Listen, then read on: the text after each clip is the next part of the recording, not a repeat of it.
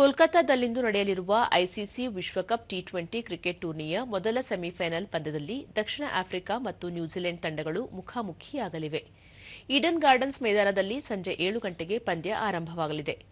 ಗುಂಪು ಹಂತ ಹಾಗೂ ಸೂಪರ್ 8ರ ಹಾದಿಯಲ್ಲಿ ಉತ್ತಮ ಪ್ರದರ್ಶನ ನೀಡಿರುವ ಎಡನ್ ಮಾರ್ಕರಂ ನಾಯಕತ್ವದ ದಕ್ಷಿಣ ಆಫ್ರಿಕಾ ತಂಡ ಅಜೇಯ ದಾಖಲೆಯೊಂದಿಗೆ ಸೆಮಿಫೈನಲ್ಸ್ ಹಂತ ಪ್ರವೇಶಿಸಿದೆ.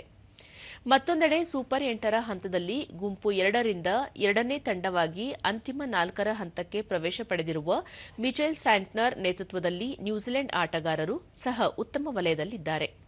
ಹಾಗಾಗಿ ದಕ್ಷಿಣ ಆಫ್ರಿಕಾ ಮತ್ತು ನ್ಯೂಜಿಲೆಂಡ್ ತಂಡಗಳೆರಡೂ ಫೈನಲ್ಗೆ ಅರ್ಹತೆ ಪಡೆಯಲು ಪ್ರಬಲವಾದ ಪೈಪೋಟಿ ನಡೆಸುವ ನಿರೀಕ್ಷೆಯಿದೆ.